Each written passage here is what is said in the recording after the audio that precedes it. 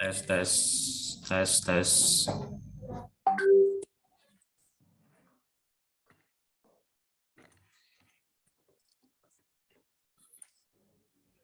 tes, tes, tes.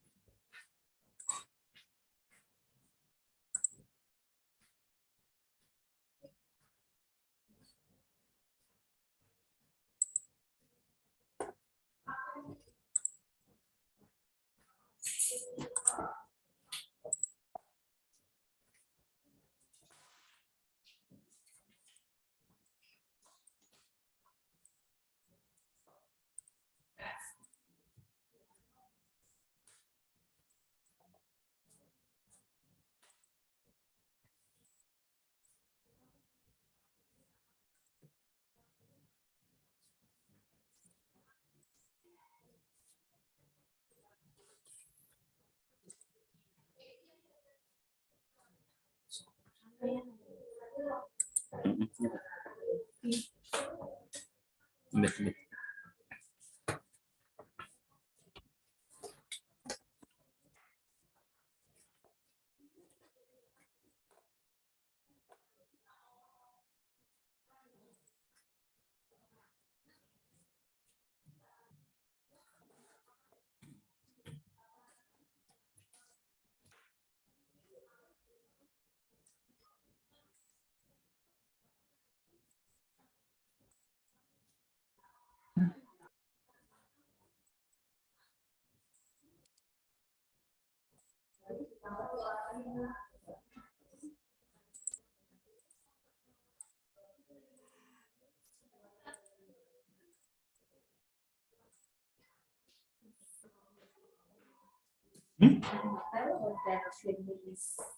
Pak Pri biasanya. Ke organisasi. Siang aja Mbak ya? Iya, ya, enggak apa-apa.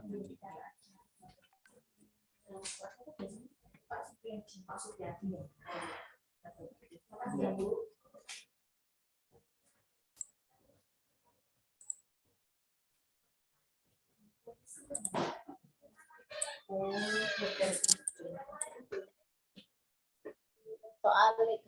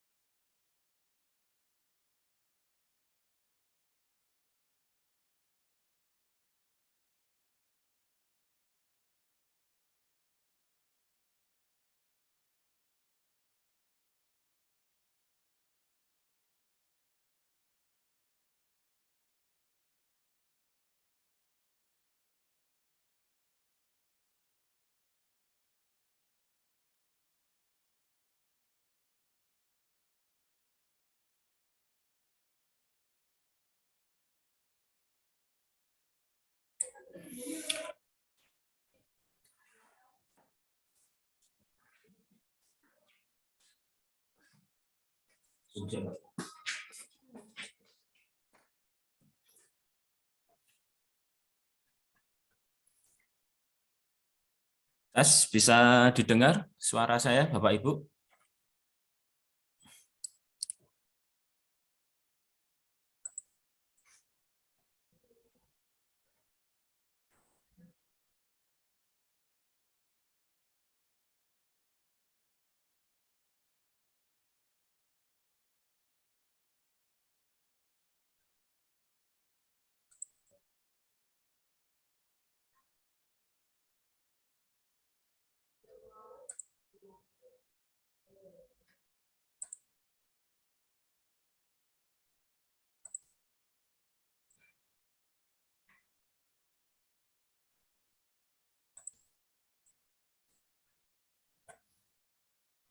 Coba di unmute, bisa ya Pak?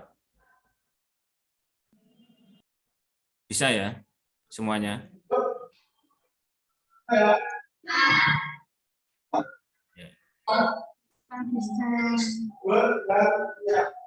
Siap.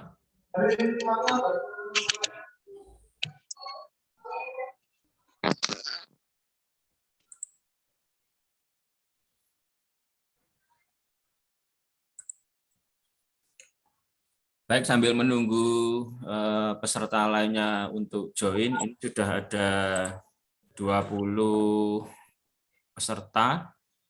20 peserta ini ternyata tidak sebagaimana yang saya rencanakan, yaitu kan kita sebenarnya ingin mengawali kegiatan daring ini khusus untuk teman-teman pengelola perpustakaan SD dan SMP di Kota Malang. Namun ternyata ada beberapa peserta yang ikut, misalnya dari Kabupaten Malang, Kabupaten Lumajang. Akhirnya mau tidak mau ya harus kita masukkan, dan nanti ke depan memang kita coba untuk di floorkan untuk semua peserta baik dari Malang Raya maupun dari luar Malang Raya, atau bahkan mungkin secara nasional. Nah, Bapak Ibu peserta Bisik Kawan seri 1, sebelum kita awali kegiatan pada siang hari ini, ketentuan sebagaimana kegiatan daring atau Zoom dimanapun, itu peserta hendaknya mute dulu ya untuk mikrofonnya. Jadi jangan dibuka dulu. Semisal nanti ada pertanyaan, itu bisa melambaikan tangannya dengan send di chat bisa, atau di video juga bisa. Dan nanti sesi tanya jawabnya ada di akhir sesi, di akhir penyampaian materi baru tanya jawab. Dan ini semua saya rekam untuk Zoom-nya, jadi nanti mohon fokus ya, jadi jangan kemana-mana, dan kita prinsipnya adalah belajar bersama. Itu yang pertama. Kemudian yang kedua, saya tidak menyediakan konsumsi ya, Bapak Ibu bisa menikmati konsumsinya masing-masing, boleh ngopi, boleh ngumpul, itu seperti yang di SD model itu kan ngumpul jadi satu itu ya, dari Bunorejo, dari Telogowaru, dari mana lagi itu, boleh ngumpul dalam satu video. Intinya kalau dari 21 peserta ini 22 ya, ini 22 berarti kalau ada yang ngumpul 3 atau 4 itu berarti nanti bisa kehitung lebih dari 32. Karena sampai tadi siang peserta yang mendaftar itu sekitar 32 orang. Baik Bapak Ibu, segera saya mulai saja ya untuk kegiatan pada siang hari ini. Mohon setelah saya admit untuk menonaktifkan atau mute mikrofonnya ya. Baik, saya awali dengan salam pembuka. Assalamualaikum warahmatullahi wabarakatuh. Selamat pagi dan salam sejahtera. Marilah kita bersyukur pada siang hari ini kita bisa bertemu bertatap muka walaupun melalui daring, melalui Zoom. Dan ini adalah rintisan awal dari kegiatan Bisik Kawan yang akan kita lanjutkan pada waktu ke depan. Dan untuk materi pertama, ini adalah temanya menyusun standar pelayanan. Jadi nanti tema ini sebenarnya kan pernah saya janjikan di kegiatan workshop yang diselenggarakan oleh SMK 4 ya, terutama oleh Pak Rukan. Dan di sana memang berbagai materi telah disampaikan, termasuk juga kemarin sempat saya singgung itu adalah bagaimana menyusun standar pelayanan di perpustakaan. Jadi saya mohon izin untuk share. Nah, kelihatan ya Bapak Ibu untuk materi yang saya share? Kelihatan, Pak. Ya, kalau saya lihat dari kacamata Bapak Ibu yang menggunakan kacamata itu ada bayang-bayang merah dan kuning, berarti ya sudah masuk. Sudah bisa dilihat. Ini terutama yang membuka videonya. Kalau tidak membuka videonya ya saya tidak bisa melihat ini. Ya. Jadi untuk beberapa teman dari Kabupaten Malang, terima kasih sudah bersedia bergabung. Kemudian juga dari Perpustakaan Kabupaten Lumajang juga sudah bergabung. Jadi pada siang hari ini materi menyusun standar pelayanan ini adalah sebagai pedoman atau petunjuk dari Bapak Ibu sekalian selama nanti mengelola perpustakaan. Jadi sebenarnya standar pelayanan ini pun bisa berlaku untuk semua institusi, termasuk perpustakaan sekolah. Nah, nanti ada beberapa materi yang saya sampaikan, yaitu perkenalan tentang standar pelayanan, lalu penyelenggara standar pelayanan itu siapa saja, kemudian sasaran dan manfaat standar pelayanan, lalu prinsip standar pelayanan, dan terakhir adalah komponen standar pelayanan. Nah, bagi Bapak Ibu yang mungkin masih bertanya-tanya apa sih standar pelayanan itu dan lain sebagainya, nanti bisa Bapak Ibu baca sendiri, ada di Permenpan RB nomor 15 tahun 2014 tentang pedoman standar pelayanan. Nah, di sana disebutkan Bapak Ibu bahwasanya standar pelayanan itu adalah tolak ukur yang dipergunakan sebagai pedoman penyelenggaraan pelayanan. Jadi ini sebagai ukuran awal atau pedoman dalam Bapak Ibu menyelenggarakan pelayanan di perpustakaan. Nah, yang terkhusus pada siang hari ini adalah saya khususkan untuk perpustakaan sekolah. Kemudian dari definisi tolak ukur dan pedoman, standar pelayanan itu juga sebagai acuan dalam penilaian kualitas pelayanan, di mana pelayanan itu kalau di perpustakaan adalah sebuah kewajiban. Ya, jadi tidak ada perpustakaan yang tidak ada pelayanannya. Oleh karena itu, karena semua perpustakaan ada pelayanannya, maka itu sebagai suatu kewajiban.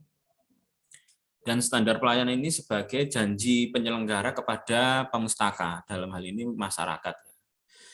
Nah, kemudian standar pelayanan itu juga mendukung pelayanan yang berkualitas, Bapak Ibu. Jadi di perpustakaan itu untuk capaian-capaian kinerja itu tidak selalu diukur secara kuantitas, secara statistik, misalnya dalam domain angka-angka atau frekuensi ya, tetapi juga dalam sisi kualitatif atau kualitas, dalam ini mungkin deskripsi-deskripsi, inovasi serta kreasi yang diperlukan di pelayanan perpustakaan. Selain berkualitas juga standar pelayanan ini mendukung kecepatan layanan, kemudahan dalam mengakses layanan, kemudian daya jangkau atau keterjangkauan dalam memperoleh pelayanan serta terukur. Nah, jadi Bapak Ibu, sebelum melangkah lebih jauh dari sini, kita sudah paling tidak sudah bisa memahami bahwasanya standar pelayanan itu sebagai pedoman, sebagai tolak ukur, dan ini menjadi sebuah tanda tanya bagi Bapak Ibu. Kalau ada standar pelayanan, lalu apa bedanya dengan standar operasional prosedur atau SOP?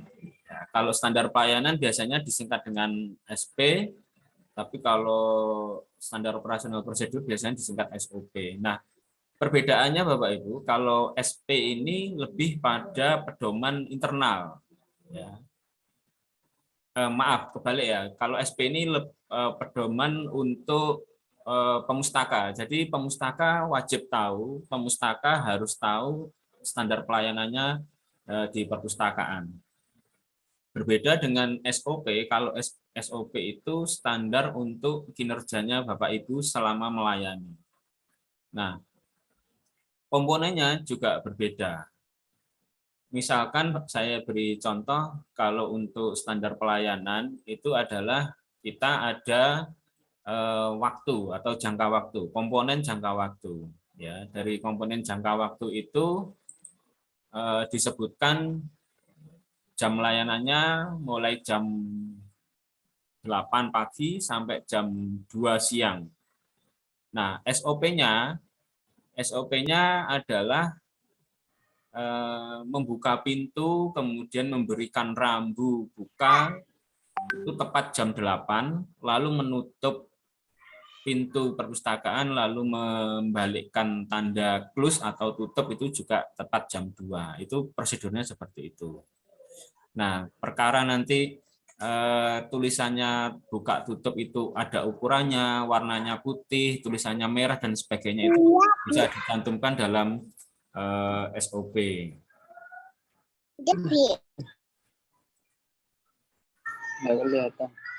Ya, mohon di mute dulu ya.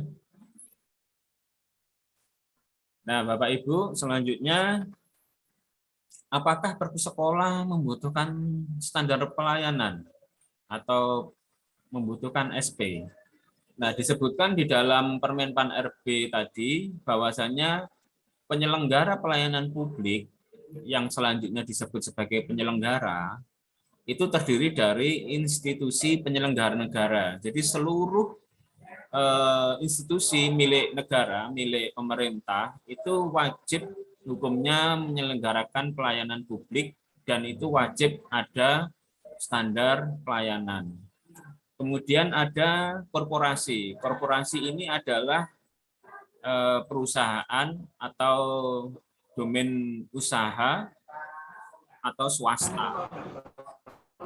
Nah, selanjutnya ada juga lembaga independen, ini bisa berbentuk ormas, berbentuk organisasi independen yang tidak terikat dengan pihak manapun, ataupun NGO maupun LSM. Dan juga meliputi badan hukum lainnya, termasuk badan hukum yang sifatnya bisa mengupayakan kemandirian. Misalnya seperti perguruan tinggi sekarang ini semuanya sudah berbentuk BLUT atau badan hukum yang bisa memperoleh pendapatan selain dari Kementerian Pendidikan dan Kebudayaan. Nah, Bapak Ibu, ketika bicara tentang perpustakaan sekolah, itu bisa masuk di institusi penyelenggara negara bagi perpustakaan yang bernaung di bawah SD negeri maupun SMP negeri, dan bisa bernaung di badan hukum lainnya untuk swasta, karena biasanya swasta ini berada di bawah yayasan. Nah, Bapak Ibu, untuk badan hukum dan lain sebagainya, ini sudah bisa kita jelaskan. Salah satunya adalah perpustakaan SD swasta maupun SMP swasta.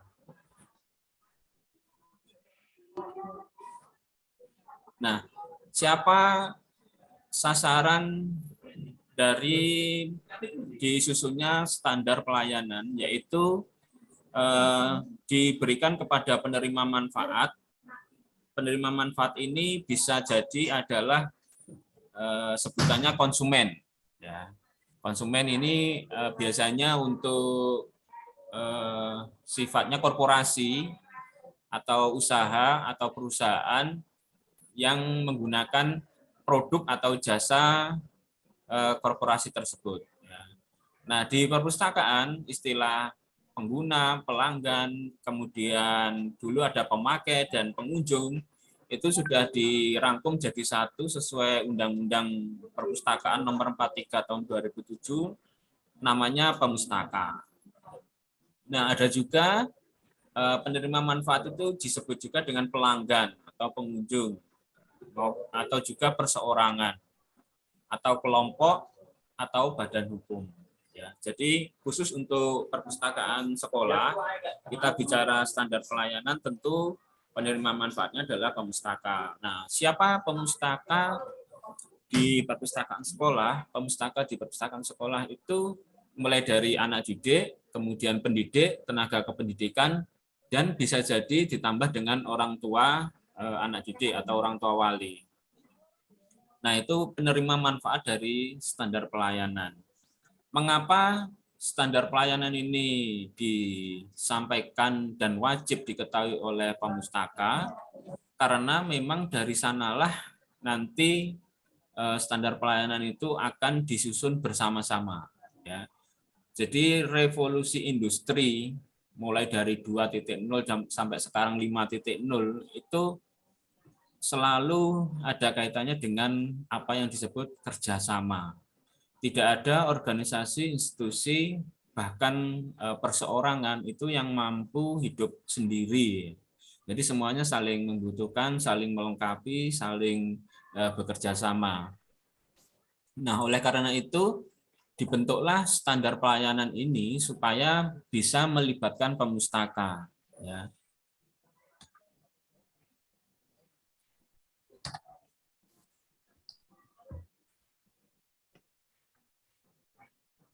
Nah, manfaat standar pelayanan di perpustakaan sekolah itu paling tidak ada 4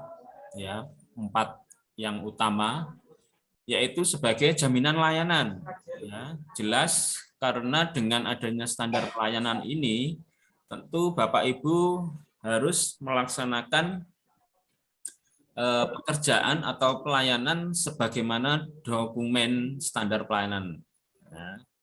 Jadi kan kemarin sudah saya sampaikan ketika ada kesempatan workshop di SMK 4, bahwasanya poin penting dalam pelayanan itu ada 2, yaitu mendokumentasikan seluruh pekerjaan kita dalam bentuk laporan, foto, dan lain sebagainya. Dan yang kedua adalah kita bekerja sesuai dengan dokumen, prosedur, standar, dan lain sebagainya. Nah, jadi bahasanya itu adalah bekerja sesuai dokumen dan mendokumentasikan pekerjaan. Nah, di standar pelayanan ini, manfaat pertama adalah jaminan layanan. Jadi dengan adanya standar pelayanan ini, pemustaka yang terlibat menyusun dalam standar pelayanan itu mendapatkan jaminan layanan sesuai yang diharapkan. Nah, Bapak Ibu tidak boleh membuat standar pelayanan di perpustakaan itu sesuai selera Bapak Ibu, atau sesuai selera kepala sekolah, atau sesuai selera guru-guru tertentu. Jadi standar pelayanan ini disusun bersama-sama Bapak Ibu. Inginnya seperti apa? Ketika nanti ada perubahan tren, perubahan teknologi, perubahan peradaban, perpustakaan sekolah ini dirembuk bersama-sama, itu inginnya seperti apa, lalu dituangkan dalam standar pelayanan.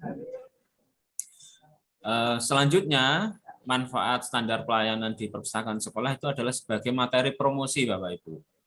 Jadi materi promosi tidak selalu berkaitan dengan kegiatan yang sifatnya seremonial, nah, tetapi juga dalam kegiatan yang sifatnya dokumen, dalam kegiatan yang sifatnya itu narasi atau tertib regulasi. Salah satunya adalah memiliki dan melaksanakan standar pelayanan. Nah, selanjutnya Bapak Ibu, manfaat standar pelayanan adalah sebagai pedoman dalam bekerja atau bekerja yang berpedoman. Ya. Jadi di sana nanti tentu akan menghasilkan sebuah dokumen standar pelayanan. Dokumen itu bisa berubah sebagaimana Bapak Ibu mengikuti perkembangan zaman, mengikuti peradaban, mengikuti teknologi yang sedang tren. Oleh karena itu, saya sebutkan di situ adalah adaptif terhadap perubahan. Jadi standar pelayanan ini tidak bisa Bapak Ibu pertahankan seterusnya, selamanya. Ya, jadi kalau ada perubahan ya otomatis harus berubah. Misalkan sekarang maaf, misalnya dulu standar pelayanannya itu masih manual, masih tulis menulis. Nah sekarang ini sudah otomasi, ya berarti standar pelayanannya harus dirubah, Bapak Ibu. Harus otomasi, harus computerized dan lain sebagainya. Dan sekarang sudah tidak otomasi lagi. Sekarang sudah bahkan online, kemudian sudah berbasis aplikasi Android. Nah, ini tentu sudah menjadi adaptasi bagi seluruh layanan di perpustakaan sekolah, di mana SP-nya, standar pelayanannya juga bisa mengikuti perubahan zaman. Nah, manfaat berikutnya dari bekerja berpedoman standar pelayanan yaitu adanya sebuah kebiasaan atau habit atau budaya di mana seluruh pekerjaan Bapak Ibu ini sesuai pedoman dan terdokumentasi. Nah, budaya kerja yang baik inilah yang akan memberikan dampak juga pada materi promosi, pada kepercayaan pemustaka, serta pada image pustakawan dalam mengelola perpustakaan sekolah. Dan yang terakhir, manfaat standar pelayanan di perpustakaan sekolah adalah sebagai bentuk eksistensi, Bapak Ibu. Jadi kalau sebuah perpustakaan sekolah itu memiliki standar pelayanan, tentu ini akan menjadi sebuah image atau citra tentang keberadaan perpustakaan sekolah. Ya. Kalau bahasa Malangnya itu perpus ini mas seurep opo wis semaput ya gitu. Ya, jadi ada atau tidak adanya perpustakaan sekolah itu sebenarnya tergantung dari eksistensi Bapak Ibu. Salah satunya adalah melalui penyusunan standar pelayanan. Nah, itu tadi manfaat dari standar pelayanan di perpustakaan sekolah, dan saya yakin Bapak Ibu pasti lebih menguasai, lebih paham lagi manfaat lain dari keempat yang saya sebutkan. Mungkin di sana juga sebagai bentuk apresiasi atau penghargaan dari kepala sekolah, ya ternyata pustakawan bisa ada standar pelayanannya. Meskipun di sekolah itu ada SPM ya, standar pelayanan minimal. Salah satu standar pelayanan minimal sekolah itu kan adanya perpustakaan sekolah, kemudian adanya UKS, toilet, dan lain sebagainya. Nah, di perpus sendiri itu alangkah baiknya jika sudah memiliki standar pelayanan. Nah, selain itu, meskipun standar pelayanan ini tidak masuk dalam komponen akreditasi, tetapi ini bisa menunjang kinerja Bapak Ibu ketika nanti Bapak Ibu akan mengikuti akreditasi. Ya, jadi nanti minta tolong Bapak Ibu bisa mengunduh sendiri atau download sendiri tentang instrumen akreditasi baik untuk Perpus SD maupun Perpus SMP.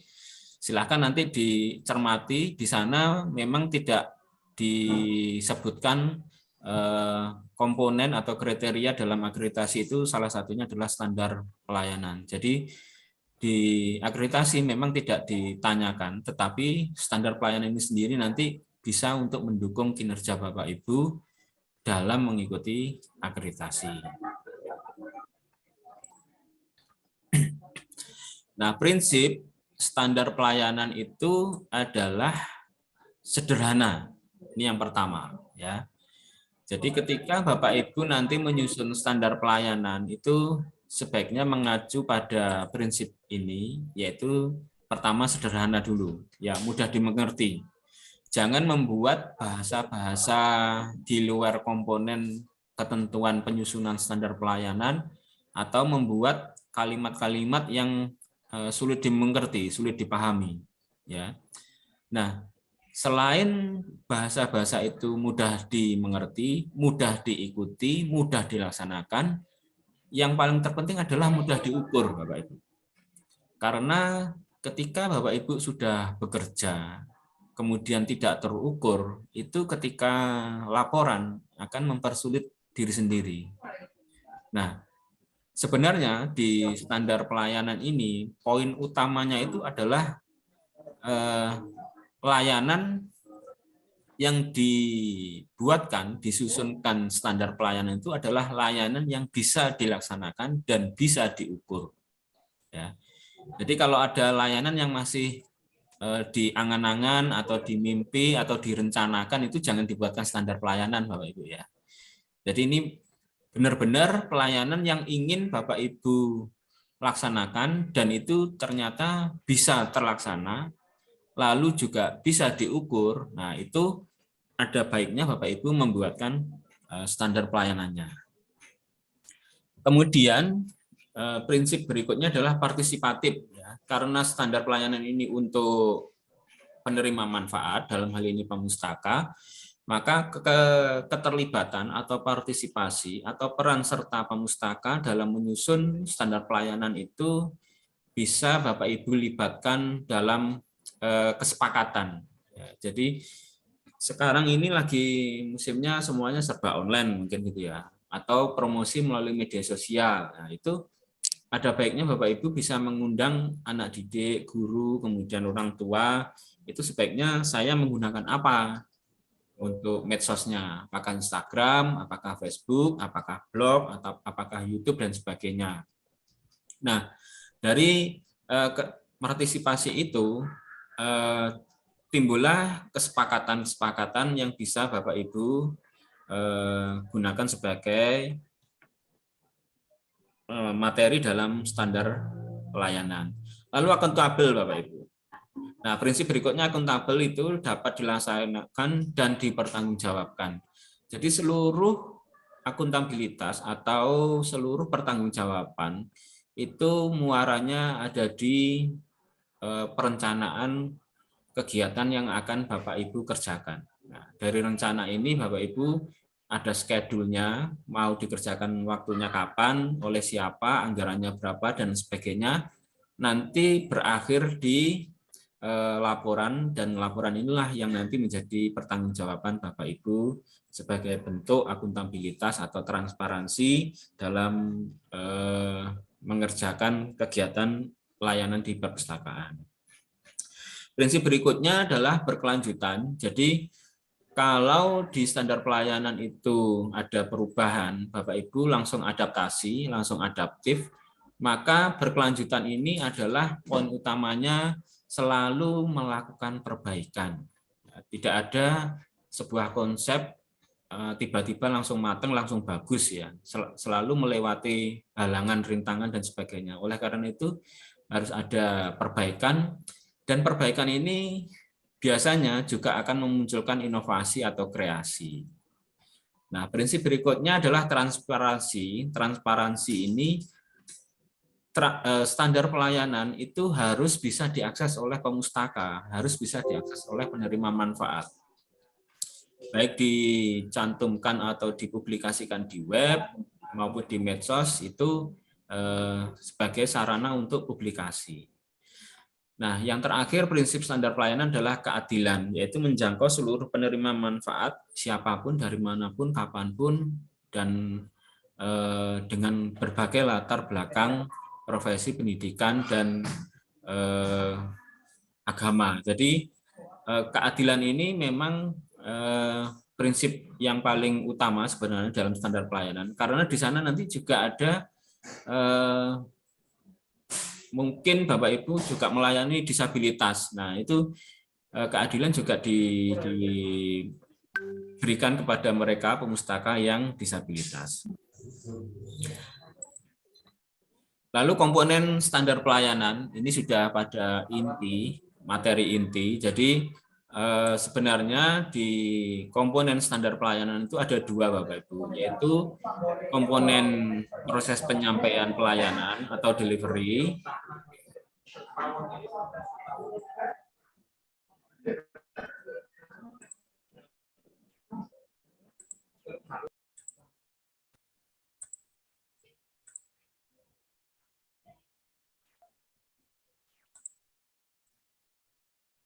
Ya, saya lanjutkan.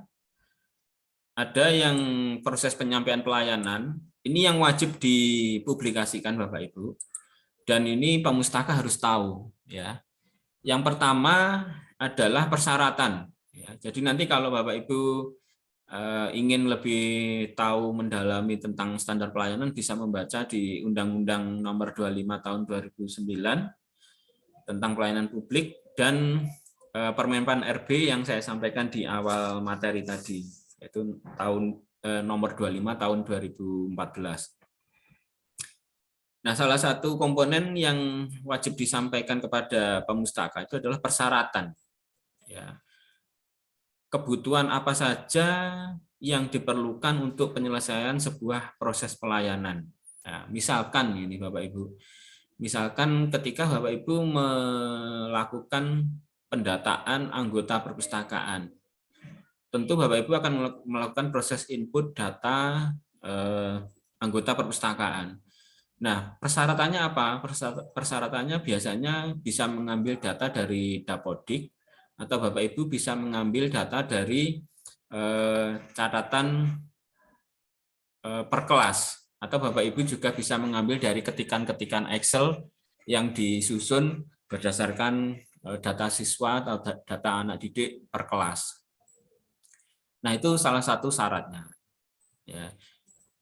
Misalkan ada lagi ketika Bapak Ibu memberikan pelayanan tentang peminjaman buku. Nah, karena di peminjaman buku ini ada dua hal yang harus dilayani, maka dua hal ini adalah manusia sebagai pemustaka, sebagai peminjam bukunya, dan pemustaka pustaka sebagai bahan perpustakaan yang akan dipinjam. Dua hal ini tentu memiliki syarat sendiri-sendiri. Kalau pemustaka syaratnya adalah memiliki kartu anggota yang di dalamnya disebutkan nomor anggota dengan barcode-nya. Kalau di bahan perpustakaan, terutama di buku, itu juga begitu. Ada wujudnya cetak dalam bentuk cetak terjilid, dan itu juga memiliki nomor register atau nomor inventaris yang dirupakan dalam bentuk barcode pula. Nah, dua hal ini tentu akan dilakukan standar pelayanan sebelum proses peminjaman. Nah, syaratnya apa? Syaratnya menunjukkan kartu anggota. Kemudian bukunya itu juga dalam posisi tidak dipinjam atau tersedia di perpustakaan. Kalau dua syarat ini sudah terpenuhi, maka dilakukan proses peminjaman menggunakan otomasi perpustakaan, dan itu kalau tidak memiliki tanggungan, kalau pemustaka itu tidak memiliki kewajiban-kewajiban lainnya, maka proses peminjaman akan bisa dijalankan. Lalu komponen berikutnya adalah sistem atau mekanisme dan prosedur. Nah, Bapak Ibu juga harus membuat tahapannya, Bapak Ibu ya. Jadi mulai dari awal alurnya adalah pemustaka datang ke meja sirkulasi, kemudian menunjukkan kartu anggota. Kemudian kartu anggota diinput di menu peminjaman. Kemudian menu peminjaman akan diinput buku yang akan dipinjam. Nah, alurnya seperti itu. Terakhir nanti mungkin buku yang dipinjam itu diserahkan kembali beserta kartu anggotanya dan struk bukti peminjaman kepada pemustaka. Lalu selesai. Nah, sistem mekanisme dan prosedur ini bisa dirupakan dalam bentuk flowchart atau alur proses pelayanan. Nah, alur proses pelayanan inilah yang nantinya akan menjadi bahan dalam penyusunan standar operasional prosedur atau SOP. Dalam SOP nanti mungkin disebutkan dalam melayani maksimal berapa menit, ya. Kemudian maksimal berapa buku yang bisa dipinjam. Nah, kemudian ada ketentuan boleh tidak kartu anggota itu dipinjamkan ke orang lain. Nah, itu ada di SOP. Kalau di standar pelayanan itu hanya urutan atau alur bagaimana sebuah proses pelayanan itu dibuatkan flowchart. Itu ada di komponen sistem mekanisme dan prosedur. Lalu komponen berikutnya adalah jangka waktu pelayanan.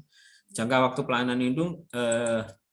pelayanan itu maksudnya adalah Bapak Ibu mengukur jangka waktu untuk penyelesaian proses pelayanan, ya.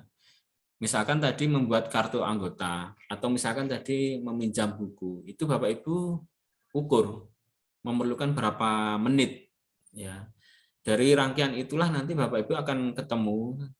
Jadi untuk melayani itu satu orangnya berapa menit, ya. Dan itu bisa untuk mendukung catatan atau record kinerja Bapak Ibu.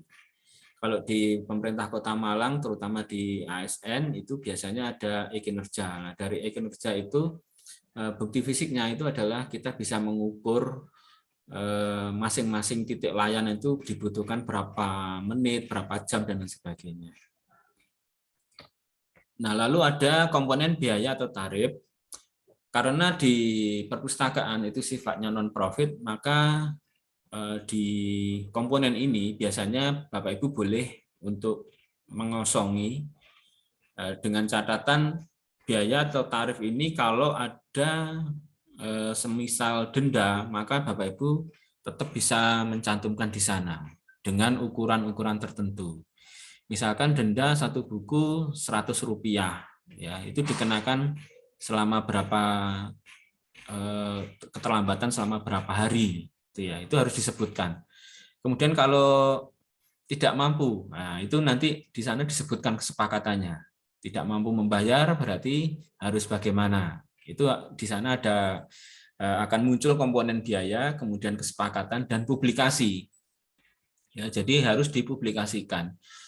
Kalau memang ada denda itu harus dicantumkan di tata tertib, harus dicantumkan dalam sebuah papan atau rambu penunjuk bahwasanya denda berlaku sekian rupiah untuk satu buku untuk berapa hari gitu ya. Mengapa harus dicantumkan? Karena kalau sudah ada denda atau sanksi seperti itu kalau tidak dicantumkan secara atau tidak disampaikan kepada pemustaka itu akan mengakibatkan potensi-potensi penyalahgunaan wewenang, ya. Jadi misalkan petugas lain itu menarik dendanya Rp200, padahal yang ketentuannya adalah Rp100. Ini harus dicantumkan, harus dipublikasikan, harus disampaikan kepada pemustaka. Oleh karena itu dalam biaya tarif nanti akan muncul komponen biayanya itu apa saja. Oh, denda, kemudian kesepakatan kalau misalkan tidak mampu membayar berarti seperti apa, ya. Lalu komponen berikutnya adalah produk pelayanan. Jadi dari standar pelayanan itu baik itu dalam bentuk produk atau barang maupun jasa itu harus disampaikan apa jasa yang mau dilayankan itu apa, ya. Karena dari situlah nanti akan berimbas pada kepuasan pengguna atau kepuasan pemustaka. Nah, lalu yang komponen berikutnya adalah penanganan pengaduan saran dan masukan. Ini yang paling berat Bapak Ibu. Jadi semua saran kritik itu biasanya secara psikis itu akan ditolak dulu oleh pikiran manusia. Itu sudah wajar secara psikis seperti itu. Tetapi kalau itu bisa diterjemahkan dalam bentuk logika, dalam bentuk realita, maka akan perlahan-lahan bisa diterima oleh psikis manusia. Dalam dunia psikologi, saran kritik maupun masukan itu biasanya memang ada penolakan. Ya, di awal-awal itu pasti ada penolakan dan itu akan perlahan-lahan akan hilang ketika itu kita bisa menerima secara realitanya dan secara logikanya. Nah, ini juga perlu latihan Bapak Ibu. Kalau Bapak Ibu tidak melatih kebiasaan-kebiasaan menerima saran kritik yang membangun ini, maka akan terjadi penolakan dan itu potensi untuk konfliknya akan lebih besar. Ya, apalagi di sini di standar pelayanan publik, di standar pelayanan itu saran kritik maupun masukan itu harus dibuka seluas-luasnya, baik bisa melalui kotak saran, SMS, WA, melalui website, melalui petugas pengaduan sendiri, melalui radio, melalui email, melalui formulir dan lain sebagainya. Jadi apa istilahnya yang membuat kita akan lebih baik itu harus dibuka seluas-luasnya. Meskipun kenyataannya mungkin di awal-awal kita sedikit menolak ya, karena saran kritik dan masukan itu ya seperti itu. Memang wajar kalau awal-awalnya menolak. Lalu komponen berikutnya adalah komponen yang terkait dengan internal kita, Bapak Ibu. Kalau yang tadi yang terkait dengan penyampaian proses pelayanan. Ya, kalau yang sekarang ini komponen yang terkait dengan internal kita. Ya. Jadi yang pertama adalah dasar hukum. Tentu Bapak Ibu ketika melakukan suatu pelayanan, melakukan suatu pekerjaan, kegiatan itu kalau di institusi, di organisasi itu tentu ada dasar hukumnya. Ya, mulai dari undang-undang, peraturan pemerintah, peraturan menteri, perda, perwal, perbub maupun ketentuan-ketentuan atau kebijakan-kebijakan internal, misalkan dari kepala sekolah atau dari Kepala Dinas Pendidikan dan Kebudayaan setempat. Nah, dasar hukum inilah yang Bapak Ibu gunakan sebagai acuan dalam bekerja, dalam acuan dalam pelayanan pustaka. Kemudian proses pengelolaan pelayanan internal selanjutnya adalah sarana dan prasarana. Ya, ini juga harus disampaikan ke pemustaka. Sarprasnya itu apa saja? Ya, misalkan ada meja sirkulasi, ada komputer katalog, ada komputer presensi, ada komputer untuk internet, ada komputer untuk e-book. Nah, ini harus disampaikan. Kemudian meja baca ada berapa jumlahnya, kursinya ada berapa. Kalau ada lesehan berarti diukur lesehannya ada berapa, menggunakan karpet atau spoon dan sebagainya itu harus disebutkan di sana. Komponen berikutnya adalah kompetensi pelaksana. Ya. Ini memang agak riskan juga karena rata-rata pengelola perpustakaan itu terutama ini ya, terutama yang di SD itu kan biasanya cuma satu orang ya. Nah ini kalau disebutkan kompetensi pelaksana ya berarti ya satu orang itu saja. Ya. Yang disebutkan apa? Yang disebutkan itu pendidikannya apa? Kemudian pelatihan atau keterampilan yang pernah diikuti dan dikuasai itu apa. Dari sanalah itu akan muncul kompetensi atau keahlian tertentu yang masing-masing orang itu berbeda. Nah, di standar pelayanan berikutnya juga disebutkan pengawasan internal. Ya, di pengawasan internal bisa oleh guru, bisa oleh kepala perpustakaan sendiri, bisa oleh kepala sekolah maupun dari audit eksternal. Ya. Boleh juga pengawasan ini dilakukan oleh pengawas sekolah. Ya. Biasanya di satu kecamatan itu kan ada beberapa pengawas sekolah ya. Itu bisa menjadi pengawasan standar pelayanan. Lalu disebutkan juga jumlah pelaksananya, berapa jumlah pegawainya. Kalau memang satu ya disebutkan satu. Kalau memang ada beberapa pegawai atau pelaksana ya disebutkan jumlahnya berapa.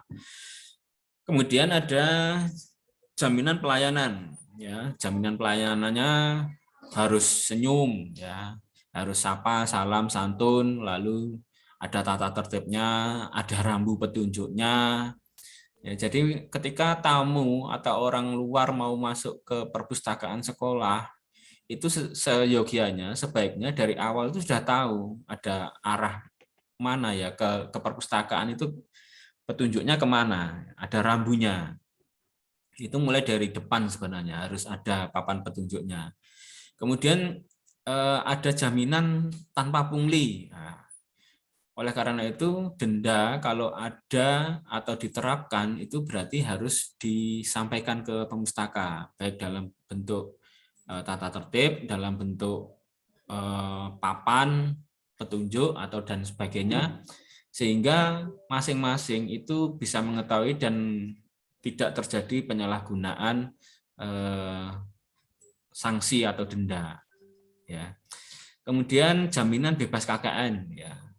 Karena tadi prinsipnya adalah keadilan, maka tidak ada yang namanya korupsi, kolusi, dan nepotisme. Nah, ini komponen terakhir, yaitu jaminan keamanan dan keselamatan pelayanan. Bapak Ibu mulai berpikir ya, di perpustakaan sekolah masing-masing, bagaimana ada rambu keselamatan kerjanya. Kalau terjadi bencana, itu titik kumpulnya ada di mana? Misalkan perpustakaannya ada di lantai 2, itu jalur evakuasinya harus melalui tangga yang mana, itu harus ditentukan. Jangan sampai nanti terjadi, misalkan ini ya, misalkan ada bencana atau gempa bumi, tahu-tahu dari lantai 2 karena tergesa-gesa, karena takut dan sebagainya, akhirnya lompat dari lantai 2, ini tidak boleh. Jadi harus ada jalur evakuasinya. Kalau ditentukan tangganya tangga yang sebelah mana, ya. Dan tangga itu dalam posisi terbuka. Kalaupun tertutup, itu kuncinya sudah tersedia. Kalaupun dalam bentuk kaca, berarti harus ada pemecah kacanya dan lain sebagainya. Nah, itu nanti bisa Bapak Ibu pelajari di mitigasi bencana untuk perpustakaan. Termasuk juga disediakan APAR ya Bapak Ibu ya. APAR ini maksudnya adalah tabung pemadam kebakaran. Nah, APAR ini tergantung dari situasi dan kondisi perpustakaan Bapak Ibu. Misalkan lebih besar dari standar nasional perpustakaan, ruangannya lebih besar, berarti APAR-nya harus ada 2. Dan ini ada ukuran tabungnya misalkan 6 kilo, 8 kilo, sampai 12 kilo.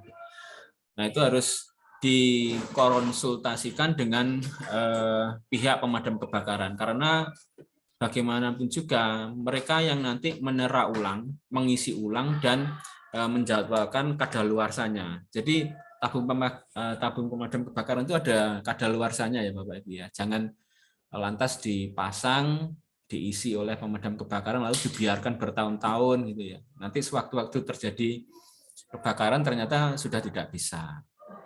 Nah, itu ada jadwalnya untuk pengisian ulang, untuk peneraan atau tera ulang ya.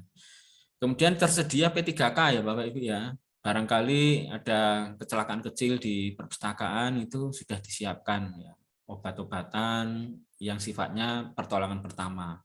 Lalu juga ada ruang karantina Bapak Ibu, barangkali ada yang sakit, ada yang misalkan bukunya juga rusak dan sebagainya. Lalu ada ruang laktasi barangkali, tapi ini biasanya kalau di perpustakaan sekolah jarang. Biasanya sudah tergabung di sekolah ya, tidak tergabung di ruangan perpustakaan. Kemudian komponen terakhir adalah evaluasi kinerja pelaksana. Bapak Ibu bisa menyusun dalam bentuk periodikal sebulan, semester, atau tahunan. Nah, ini saya berikan contoh standar layanan sirkulasi dari perpustakaan Provinsi Yogyakarta. Jadi di sana ada misalkan persyaratannya menunjukkan kartu anggota yang masih berlaku. Nah, ini salah satu syaratnya.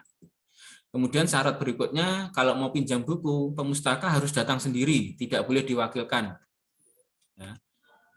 Nah, bagaimana nanti kalau misalkan peminjamnya ini disabilitas, peminjamnya ini dalam sakit, peminjamnya ini tidak bisa datang sendiri dan sebagainya, itu harus disebutkan di sana. Ya.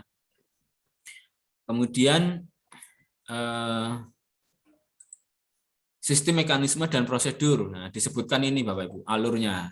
Mulai pemustaka mengisi buku presensi, kemudian pemustaka menuju meja sirkulasi, kemudian pemustaka menyerahkan buku dan kartu anggotanya. Lalu kalau di sana ada alur atau flowchart logika, ya atau tidak, dicek dulu kartu anggotanya aktif atau tidak, dicek. Kemudian kalau aktif dia punya tanggungan atau tidak. Nah, itu semuanya ada flowchartnya, ada alurnya. Kemudian petugas memproses pinjaman, kemudian petugas memberikan stempel tanggal kembali, lalu petugas menyerahkan buku dan kartu anggotanya serta bukti pinjamnya kepada pemustaka, lalu selesai. Nah, ini salah satu contoh membuat alur dalam sistem, mekanisme, dan prosedur standar pelayanan.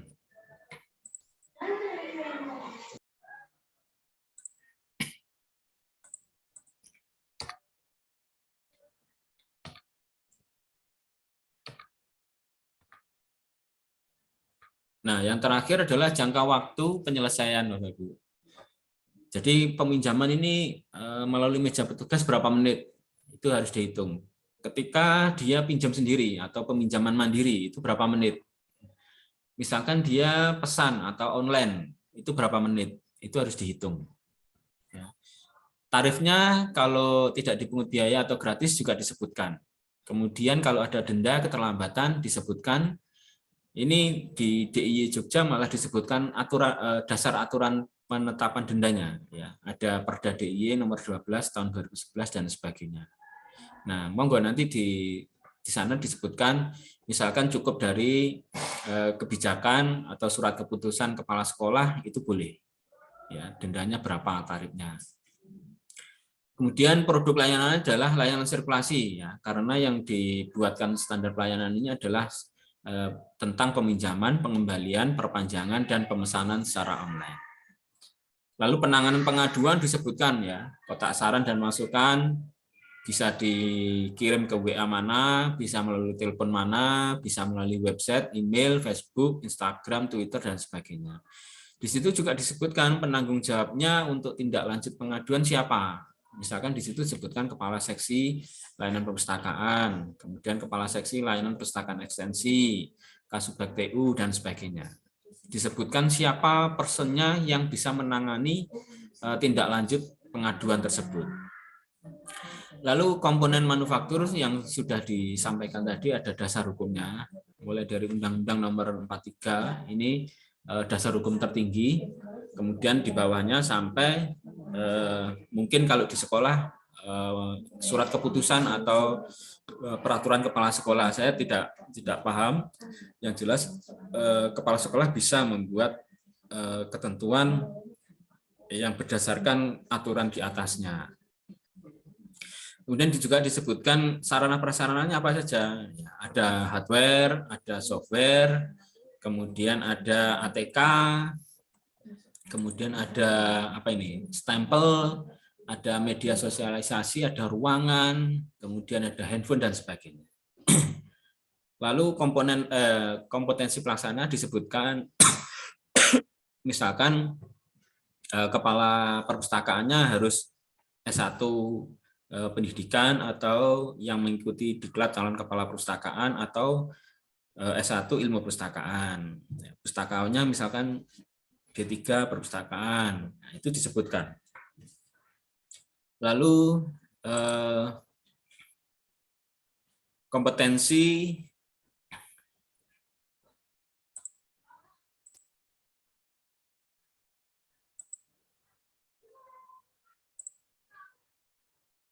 Bentar ya, ini kelihatannya ada yang ngirim WA.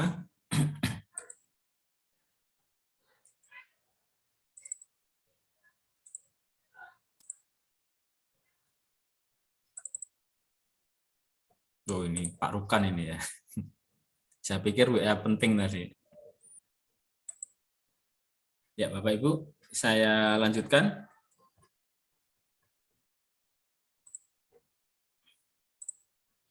Nah, pengawasan internal itu bisa dilakukan atasan langsung, bisa dilakukan oleh audit eksternal dan sebagainya. Jumlah pelaksananya disebutkan berapa orang, ya. Kemudian jaminan pelayanannya tadi juga disebutkan, misalkan diwujudkan dalam bentuk 3S ya, senyum, salam, sapa. Kemudian ada rambu petunjuk, kemudian ada fasilitas pendukung yang memadai dan sebagainya.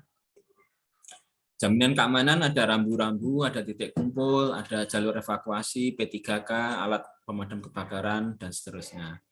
Evaluasi kinerja ini dilakukan 3 bulan sekali oleh kepala perpustakaan, kepala sekolah maupun Wakahumas kurikulum, Wakahumas Sarpras maupun Wakahumas kesiswaan. Aksesibilitas ini tambahan, waktu pelayanan juga tambahan. Jadi berhentinya sebenarnya hanya di nomor 8 ya. Kalau aksesibilitas ini mungkin karena di sana ada pemustaka yang berkebutuhan khusus. Nah, itu materi standar pelayanan yang bisa saya sampaikan kepada Bapak Ibu sekalian. Mungkin kalau ada pertanyaan maka saya buka sesi tanya jawabnya. Bapak Ibu bisa secara mandiri mengaktifkan mikrofonnya. Silakan Bapak Ibu.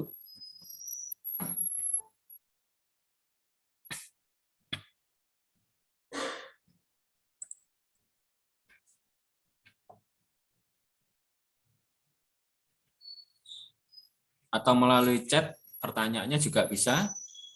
Atau Bapak Ibu langsung memberikan kode melambaikan tangan lalu mengaktifkan mikrofonnya.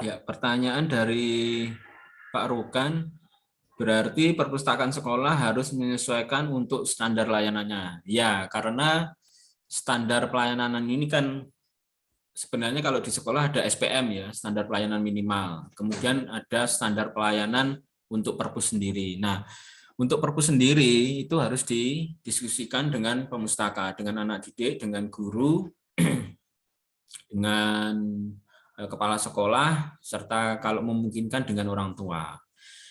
Nah, karena sifatnya kerjasama, sifatnya kesepakatan, maka standarnya bisa menyesuaikan.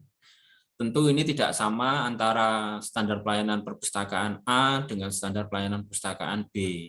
Beda-beda, tergantung situasi dan kondisinya.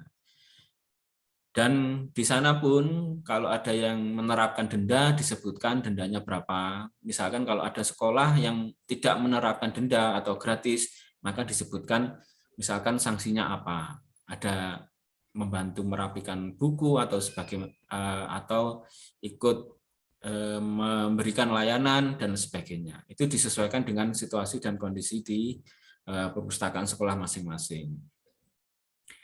Silakan Bapak Ibu, mungkin ada pertanyaan.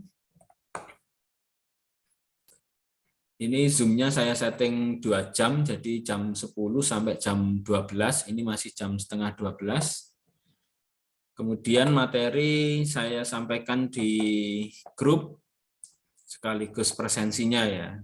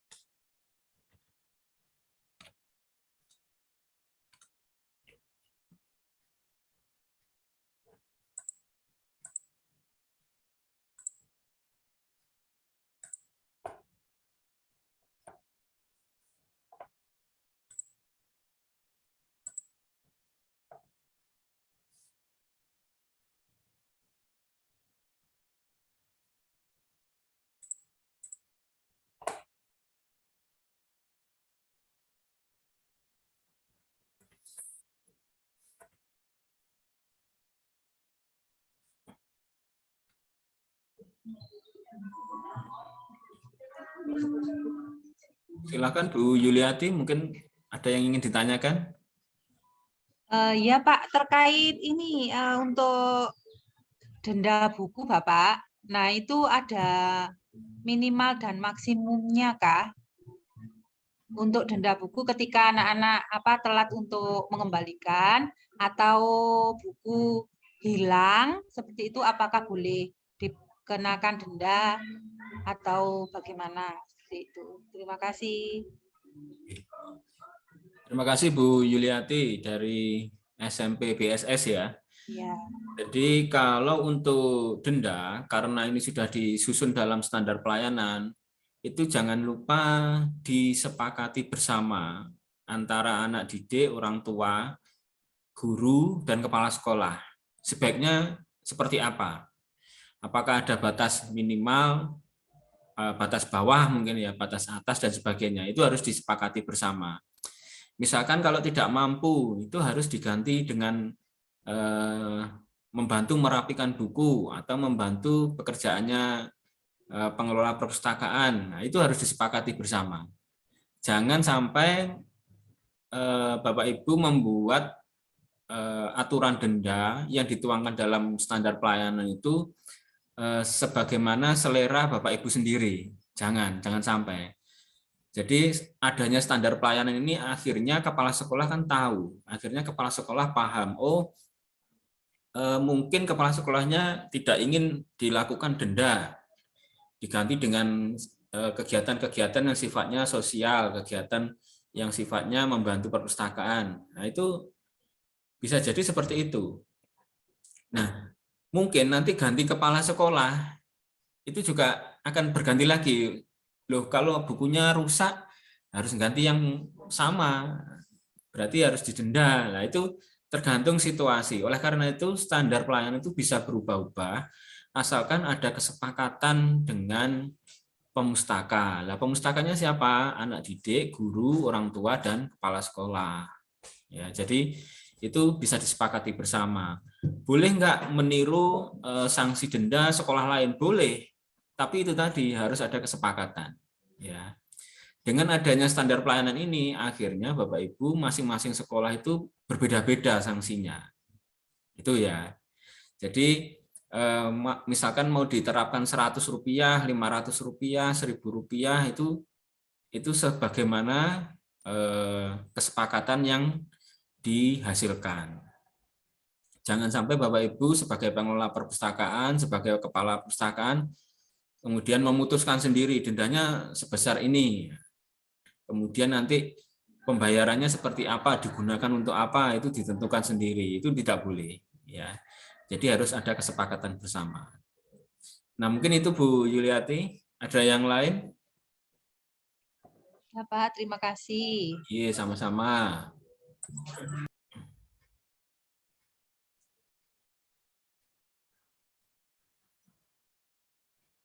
Atau ada penyampaian materi yang mungkin belum dipahami?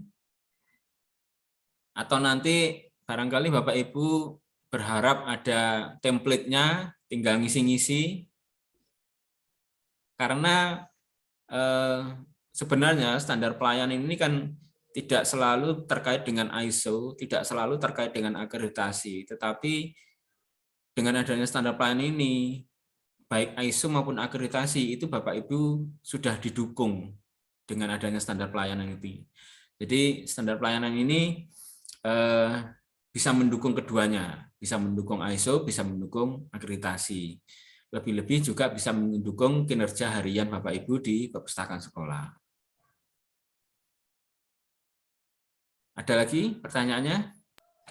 Yang Pak, kalau boleh nanti minta sebagai untuk contoh ya Pak, yang tadi sudah disampaikan oleh Pak San untuk materinya sama contoh-contoh kayak pelayanan tadi, draftnya seperti itu. Jadi kami nanti punya bayangan yang memang sesuai standar perpustakaan seperti itu. Iya, baik. Nanti saya upayakan, saya susun, kemudian saya kirimkan, tetapi Bapak Ibu harus menyesuaikan dengan situasi dan kondisi di perpustakaan sekolah masing-masing ya. Jadi di situ saya buatkan yang paling umum, ketika Bapak Ibu di situ tidak memerlukan boleh dihilangkan atau dihapus. Tetapi kalau Bapak Ibu misalkan memerlukan semuanya, ya alhamdulillah, berarti lebih tertib, lebih disiplin, kemudian lebih terukur ya, karena sudah ada pedomannya standar pelayanan. Ada lagi yang ngumpul jadi satu tadi, mungkin dari SD model tadi? Kalau dilihat dari videonya ini kan pada nggak aktif, mungkin ditinggal makan siang atau gimana ini ya.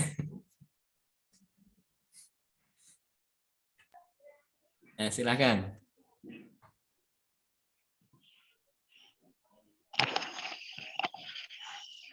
Ya Pak Rukan, silakan. Enggak tanya, Pak. Kepencet.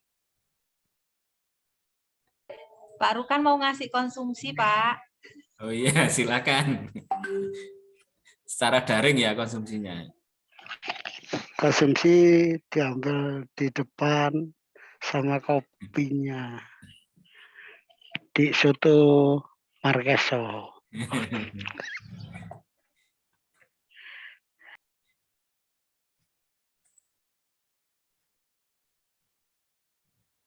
SD Kota Lama 5. SD Kota Lama 5 ini diwakili siapa ini ya? SD Kota Lama. Oh, Pak Wahono ya. Pak Wahono, untuk SOP nanti saya berikan salah satu contoh saja yang berkaitan dengan SP. Jadi nanti biar bisa membedakan yang SP itu untuk siapa dan bagaimana modelnya, kemudian yang SOP itu untuk siapa dan bagaimana bentuknya, gitu ya. Ya Pak, terima kasih. Ya, terima kasih Pak Wahono. Bu Mardiana mungkin yang lagi ngumpul. Ini biasanya tanya klasifikasi nih Bu Mardiana. Rasanya sampai, Pak. Pak, izin bertanya. Pak, kalau di negeri itu nggak boleh denda, Pak. Dengar nggak sih? Pak, dengar kan Pak di sana? Halo, putus-putus. Kalau di negeri. Pak, kalau di negeri itu nggak boleh denda. Oh iya. Makanya kalau memang tidak ada denda, itu disepakati bersama. Kemudian dicantumkan, ditulis yang besar ya, bahwasanya sanksi di perpustakaan ini tidak ada denda. Terus dilupakan dalam bentuk apa? Itu harus ada tulisannya. Paham maksudnya ya? Jadi harus ada tulisannya, harus ada rambunya. Karena kalau tidak disampaikan seperti itu, kalau tidak tertulis seperti itu, ditempel di dinding maksudnya ya, itu bisa jadi nanti pegawai lain itu bisa menerapkan denda. Apalagi pemustakanya tidak tahu. Nah, ini bahaya malah.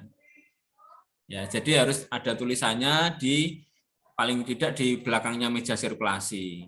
Jadi ketika pemustaka itu mengembalikan buku terlambat, kemudian petugasnya coba-coba ini ya, ini kena denda, pemustakanya bisa protes. Loh, itu kan ada tulisannya, gratis, tidak ada denda, tidak ada sanksi. Nah, itu maksudnya seperti itu. Itu ya Bu Diana. Mungkin Bu Umu itu ya kelihatan ya. Bu Umu terus siapa lagi? Kumpul di SD model, Pak. Bareng-bareng menyaksikan. Oh, ngerasain.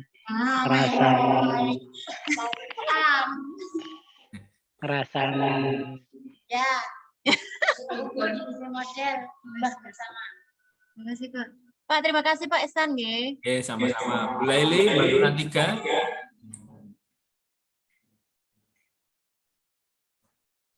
Ada pertanyaan mungkin? Pak, ini sama kumpul. Ini jadi SD model, Pak. Jadi satu di SD model semua ini. Bu siapa ini yang aktif dari tadi ya? Bu Istiqomah, SD Muhammad Hatta mungkin? Ada pertanyaan? Oh, belum. Bu Nuril Arjowinangun.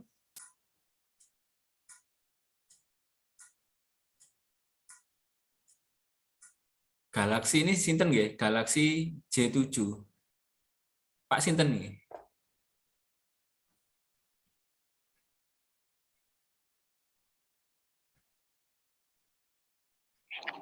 Namanya Pak Galaksi.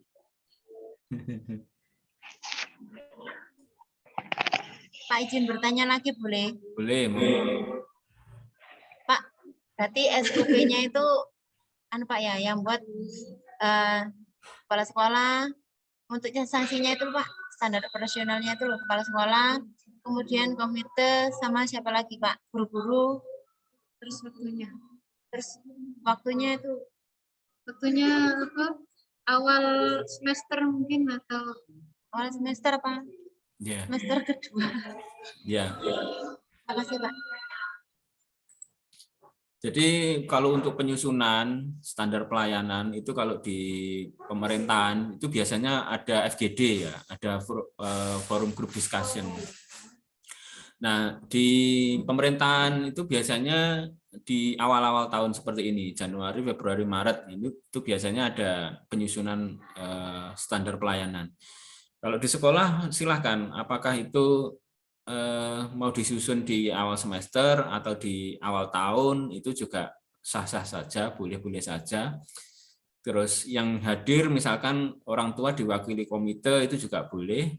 Lalu bagaimana mekanismenya itu silahkan disesuaikan dengan situasi dan kondisi di sekolah. Mungkin mekanismenya pengelola perpus menyusun sendiri, kemudian disampaikan kepala sekolah ada masukan.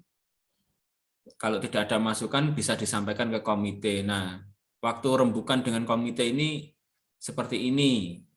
Itu ditawarkan. Kalau mereka setuju, berarti nanti dibuatkan berita acara ya. Berita acaranya diketahui oleh komite, kemudian oleh anak didik perwakilan, kemudian oleh guru juga perwakilan kepala sekolah. Nah, nanti dari situ disusun standar pelayanan yang ditandatangani oleh kepala sekolah. Sebenarnya kalau penyusunan standar pelayanan ini dikembalikan ke kemampuan sekolah ya. Misalkan ada sekolah yang mampu mengumpulkan dalam satu waktu ya, antara kepala sekolah, guru, anak didik dan komite dalam satu waktu, dalam satu ruangan, ya itu silakan. Misalkan tidak mampu ya, itu berarti nanti bagaimana caranya bisa menyerap aspirasi dari pemustaka. Kalau tidak ada, mungkin karena sudah zuhur ya, ini sudah diingatkan oleh Bu Isti, sudah masuk waktu zuhur. Sebagaimana janji saya, maka kalau tidak ada pertanyaan nanti saya lanjutkan di grup WA. Kalau ada kurang lebihnya saya mohon maaf.